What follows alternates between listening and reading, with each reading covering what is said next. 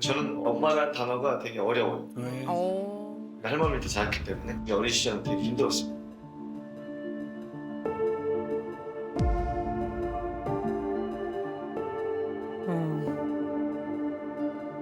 이제 그 사진 하나밖에 없으니까 그 사진을 캡처해가지고 A4용지에다가 이렇게 붙여가지고 계속 뿌리는 거예요. 언젠가는 연락이 오겠지. 아. 얼마 만에 진짜 42년 만에 왔던 거죠. 42년? 그래서 저는 계속 연락을 해서 좀 뭔가 좀 예전에 못했던 그런 뭐 행동이라든가 그런 모습들도 같이 만나서 밥도 같이 먹을 수 있는 그런 상황을 만들고 싶은데 되지 못하는 상황이죠. 찾았는데 뵙지 못한다고요? 왜? 이제 찾았는데? 왜 못 뵙는 거예요? 난 내 편이라고 생각하고 찾았고 만났고 이게 했는데 내가 싫은가? 내가 괜히 나타났나? 라는 생각이 많이 들죠.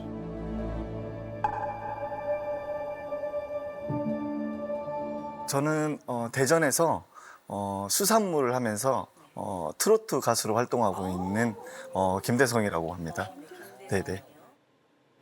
안녕하세요. 저는 김대성 씨 8년 동안 누나로서 옆에 상담을 많이 들어주고 있는 동네 누나입니다. 동네 누나. 아, 근데 제가 지금 이렇게 두 분을 좀 뵀는데 42년 만이라고 하는 건 42년 전에 헤어졌다는 걸까요? 아예 엄마 얼굴을 못 본 거죠. 아예요? 예. 못 보고.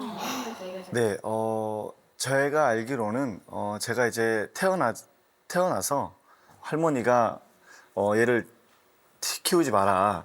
그냥 키우지 말고 너는 집으로 와야 된다. 그리고 집으로 모셔갖고 저는 친할머니 집에서 이제 자란 거죠. 아니 왜 할머니가 애를 키우지 말라고요? 제가 듣기로는 네. 이제 서로 두 분이 좋아서 저를 낳은 게 아니고 아버지가 어떻게 해서 이렇게 저를 이렇게 가졌다고 이렇게 말씀하시더라고요. 그러니까 어린 나이에 저를 16살인가 아마 그때 어머니가요 16살에 네.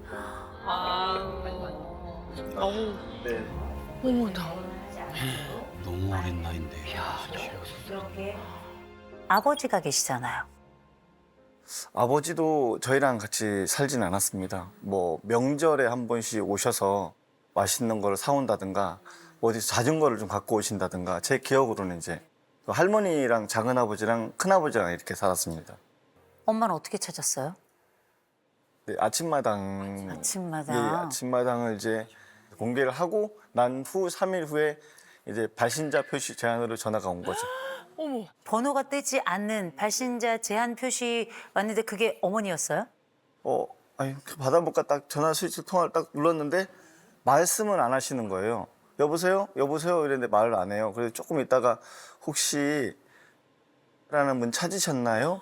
이러길래 어머님인가? 내가 찾던 그 어머님인가? 그래서 이제 이런저런 얘기하다 보니까 이제 확고가 쓴 거죠. 아, 어머님이구나. 아. 네, 그렇게 이제 어머님을 찾게 된 겁니다. 어머나. 와, 진짜 무슨 이산 가족 찾듯이. 만나셨어요? 네, 딱 한 번 만났습니다. 만났을 땐 무슨 대화를 하셨어요? 뭐 잘 커져서 고맙다 얘기하셨고, 예. 네. 아, 저는 사실 엄마 만나면서 보고 싶었습니다. 저 키워준 할머니 산소에 같이 가서 막걸리 한 잔 버드리고 싶습니다라고 하고 싶었는데 되게 그냥 뭐 표현을 할 수가 없을 정도로 말이 나오지 않았습니다. 근데 왜 한 번만 만나시고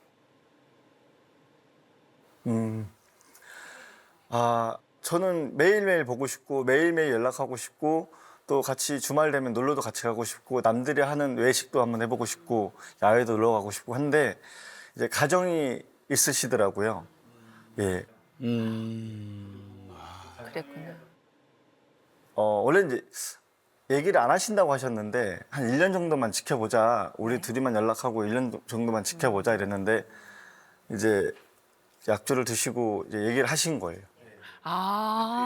술김에. 그리고 그 같이 사시는 분이 대성이하고는 연락하지 마라. 네. 연락을 하게 되면 지금 딸 둘한테 소홀해질 것이다. 그렇게 말씀하셨대요. 지금 딸 둘한테 소홀해질 것이다. 오케이, 그럴 수 있어요. 왜냐하면 거기는 또 형가족이 중요하니까. 근데 우리가 꼭 얼굴과 얼굴을 맞대야지만 만난 건 아니잖아요. 뭐 SNS를 할 수도 있고 문자를 할 수도 있고 혹시 그렇게라도 엄마랑 소통이 됐었나요? 이제 그 얘기를 하시더라고요. 너를 만난 것도 좋고 뭐 다 좋으신데 이 가정을 내가 이렇게 할 수는 없으니까 우리 더 이상 연락을 못 하겠다. 그렇게 딱.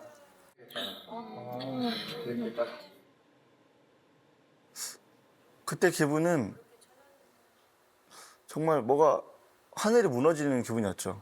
왜냐면 정말 나의 편, 내가 괴롭고 힘들 때 어머니 자 이렇게 오늘 이렇게 힘들었습니다. 이런 얘기를 한번 해보고 싶었는데 그런 얘기도 못하고 그냥 딱 연락 못한다 딱 하시니까 저도 어떻게 뭐 말을 못 하겠더라고요. 그러니까 어리광을 부리고 싶었나 봐. 그렇지, 그냥 엄마한테 아들이 하는 얘기. 저보다는 지금 현재 그 가정을 더 생각을 하시는 것 같아서 그런 상황을 아니까 그냥 단순하게 뭐 새해 복 많이 받으세요. 오늘 어떻게 건강히 잘 주무셨어요? 근데 처음에는 읽으시더니 지금은 아예 읽지를 않으세요. 아, 어떡해. 현실을 택하신 거죠. 제가 한 달에 한 번씩이라도 뭐 이렇게 문자를 좀 드린다든가 이렇게 해서 직접적으로 만나고는 싶은데 지금 살고 있는 가정이 또 저 때문에 또 더 안 좋아질까 봐 어머님을 이제 여기서 끊어야 되는 건지 아니면 지금처럼 제가 조금 더 뭐 문자를 드리면서 연락을 드리면서 나 차후에 뭐 외식도 간다든가 이렇게 될 수가 있는 건지 그래서 오늘 궁금해서 이렇게 왔습니다. 그 사이 아버지 찾아뵀어요? 아니 안 찾아뵙습니다. 아, 그러시구나. 참 이상하죠? 내 아버지는 말입니다. 나에게 자전거를 사왔고 내게 이따금씩 찾아올 때마다 선물을 들고 온 아버지, 야속하지만 그래도 어쩌다가 들리긴 했어요. 이 어머니는 대성 씨를 한 번 버리고 2번 거절하고 3번 침묵하고 있죠. 왜 아버지는 내게 뭔가를 더 한 것 같은데 아버지는 찾아가지 않고 어머니는 아무것도 하지 않는데 그 어머니는 찾고 싶을까요? 이 엄마가 야속한 분이긴 하거든요. 수신자를 알 수 없는 그 번호처럼 그렇게 마치 모르는 사람처럼 그럼 이제 고민을 하는 거예요. 내 보호자는 누군가? 엄마여야 했지만 엄마가 아니었고 아버지가 했어야 했지만 아버지가 하지 않았어요. 대성 씨의 보호자는 누굴까요? 누가 보호자예요? 없는 것 같습니다. 없죠. 근데 제가 입장을 바꿔서 다른 얘기를 한번 해볼까요? 그러면 대성 씨가 나이를 먹었는데 대성 씨는 누굴 보호하고 있나? 누굴 보호한 적이 있나? 대성 씨는 누군가를 보호한다는 건 참 어려운 일일 것 같아요. 그죠? 그래서 제가 우리 누나께 좀 여쭤볼게요. 우리 대성 씨 친구들하고 잘 지내요? 처음에는 되게 잘 지내요. 처음에는 정말 뭐 만난 지 뭐 하루밖에 안 됐는데도 막 대표님 하고서 막 서로 막 대성 씨 막 되게 친해요. 근데 어느 정도 시간이 지나면 그걸 사람에 대한 이제 불만이 또 나와요. 상대방을 좀 이해하기가 좀 힘들다. 그러니까 아니면 자기를 더 챙겨줬으면 하는. 그러니까 예를 들어서 말실수를 했다. 그러면은 그냥 뭐 안 보면 되지. 이렇게 그냥 극단적으로 너무 이 사람은 나랑 안 맞아. 빨리 친해지고 빨리 헤어지고. 대성 씨는 되게 좀 극단적으로 결정을 하는 것 같아요. 그래서 대성 씨가 보통 저한테 제일 많이 하는 말이 그런 걸 좀 이해해 줄 수 있는 거 아니야? 그러니까 이해해 줄 수 있는 거 아니야? 라는 말을 되게 많이 쓰는 것 같아요. 보통 보면.